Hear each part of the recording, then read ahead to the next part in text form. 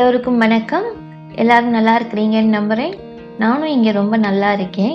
இன்றைக்கி நம்ம சேனலில் என்ன ரெசிபி பார்க்க போகிறோன்னா, எல்லோருக்கும் ரொம்ப பிடித்தமான காலிஃப்ளவர் 65 எப்படி பண்ணுறதுன்னு தான் பார்க்க போகிறோம். இதை நீங்கள் ஈவினிங் ஸ்நாக்காக கூட சர்வ் பண்ணலாம், இல்லாட்டி ஸ்டார்டராகவும் நீங்கள் சர்வ் பண்ணலாம். இது மசாலா உதிராமல் நல்லா கிறிஸ்பியாக எப்படி பண்ணுறதுன்னு நம்ம இப்போ பார்க்கலாம். வாங்க நம்ம வீடியோக்குள்ளே போகலாம். ஃபஸ்ட்டு நம்ம என்ன பண்ண போகிறோன்னா, காலிஃப்ளவர் சுத்தம் பண்ணி எடுத்துக்க போகிறோம். அதுக்கு ஒரு பாத்திரத்தில் கொஞ்சம் தண்ணி கொதிக்க வச்சுக்கோங்க. தண்ணி கொதிச்சதுக்கப்புறம் அதில் 1 டீஸ்பூன் மஞ்சத்தூளும் 1 டீஸ்பூன் உப்பும் சேர்த்துக்கோங்க. சேர்த்துட்டு இதை நல்லா மிக்ஸ் பண்ணி விட்டுடுங்க. மிக்ஸ் பண்ணிவிட்டு அடுப்பை ஆஃப் பண்ணிவிடுங்க. இப்போ நம்ம இதில் காலிஃப்ளவரை சேர்க்க போகிறோம். இந்த மாதிரி ஒரே சைஸில் கட் பண்ணி எடுத்துக்கோங்க. அதையும் சேர்த்துட்டு நல்லா மிக்ஸ் பண்ணி விட்டுடுங்க. மிக்ஸ் பண்ணிவிட்டு ஒரு 2 நிமிஷம் விட்டால் போதும், அதுக்கு மேலே விடக்கூடாது. அதுக்கப்புறம் காலிஃப்ளவர் வெந்து போயிடும். இப்போ 2 நிமிஷம் ஆகிட்டுது. நம்ம காலிஃப்ளவர் எல்லாத்தையும் வடிகட்டி எடுத்துடலாம்.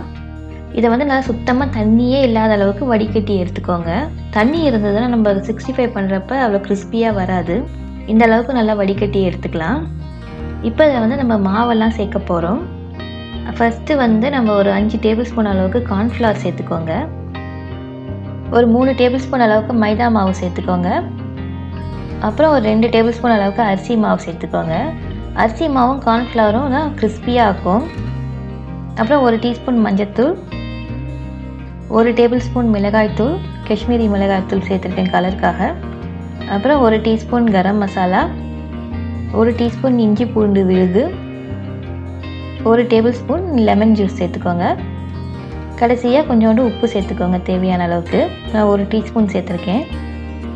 சேர்த்துட்டு இப்போ எல்லாத்தையும் நல்லா நம்ம மிக்ஸ் பண்ண போகிறோம். தண்ணி சேர்க்காமல் மிக்ஸ் பண்ணிக்கோங்க. ஃபஸ்ட்டு எல்லாம் நல்லா சேர்ந்ததுக்கப்புறம் நம்ம கொஞ்சம் கொஞ்சமாக தண்ணி தெளித்து நம்ம அதுக்கப்புறமா மிக்ஸ் பண்ணிக்கலாம்.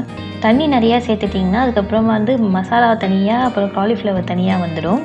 அதனால் கொஞ்சம் கொஞ்சமாக தண்ணி தெளித்து நல்லா மிக்ஸ் பண்ணிக்கலாம். பாருங்கள், இந்த மாதிரி நல்லா மிக்ஸ் பண்ணிக்கோங்க. மசாலா இந்த அளவுக்கு இருக்கணும், ஜாஸ்தி தண்ணியாகவும் இருக்கக்கூடாது, இந்த மாதிரி இருக்கணும். இப்போ இதை ஒரு 10 நிமிஷம் நம்ம ஊற விட்டுடலாம். இப்போ 10 நிமிஷம் ஆகிட்டது. நம்ம காலிஃப்ளவர் பொரிச்சிடலாம். எண்ணெயை ஒரு மிதமான சூட்டில் வச்சுக்கோங்க. வச்சுட்டு இதில் ஒரு பீசஸாக சேர்த்துக்கோங்க. சேர்த்துட்டு ஒரு 30 செகண்ட்ஸ் ஒன்றும் பண்ணாதீங்க. கொஞ்சம் குக் ஆனதுக்கப்புறம் நம்ம அதை திருப்பி போடலாம். இப்போ ஒரு 30 செகண்ட்ஸ் ஆகிட்டுது. இப்போ நம்ம அதை திருப்பி விடலாம். உடனே நீங்கள் திருப்பினீங்கன்னா மாவு தனியாக காலிஃப்ளவர் தனியாக வந்துடும். இந்த மாதிரி நல்லா திருப்பி விடுங்க. இதை மிதமான தீயிலே வச்சு ஒரு 3லேருந்து ஒரு 5 நிமிஷம் வரைக்கும் வேக வச்சு எடுத்துக்கோங்க, நல்லா கிறிஸ்பியாக வர அளவுக்கு.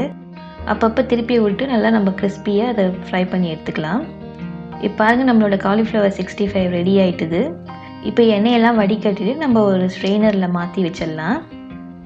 இப்போ பாருங்கள், நம்மளோட காலிஃப்ளவர் 65 நல்லா சூப்பராக வந்திருக்குது. இது பாருங்கள், மசாலாலாம் உதிராமல் நல்லா கிறிஸ்பியாக நல்லா வந்திருக்கு. இப்போ அதேமாரி பாக்கி இருக்கிற எல்லாத்தையும் நம்ம ஃப்ரை பண்ணி எடுத்துக்கலாம்.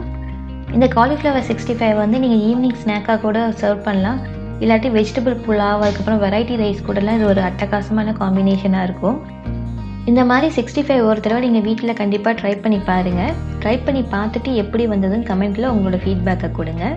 இந்த வீடியோ பிடிச்சிருந்தா உங்கள் ஃப்ரெண்ட்ஸ் அண்ட் ஃபேமிலி கூட ஷேர் பண்ணுங்கள். இந்த வீடியோவுக்கு மறந்துடாமல் ஒரு லைக் போடுங்க. என் சேனலுக்கு இன்னும் சப்ஸ்கிரைப் பண்ணாதவங்க சப்ஸ்கிரைப் பண்ணிக்கோங்க. கூட இருக்க பெல் பட்டனையும் ப்ரெஸ் பண்ணிக்கோங்க. வாங்க நம்ம இனியோட குரல் என்னன்னு பார்த்துடலாம். மனை மாட்சி இல்லால் கண் இல்லாயின் வாழ்க்கை எனை மாட்சி தாயினும் இல். அதாவது, நற்பண்புள்ள மனைவி அமையாத இல்வாழ்க்கை எவ்வளவு சிறப்புடையதாக இருந்தாலும் அதற்கு தனி சிறப்பு கிடையாது என்பது அந்த குரலோட பொருள். மீண்டும் இன்னொரு இன்ட்ரெஸ்டிங்கான ரெசிபியுடன் இன்னொரு குரலுடன் உங்களை சந்திக்கிறேன். நன்றி, வணக்கம்.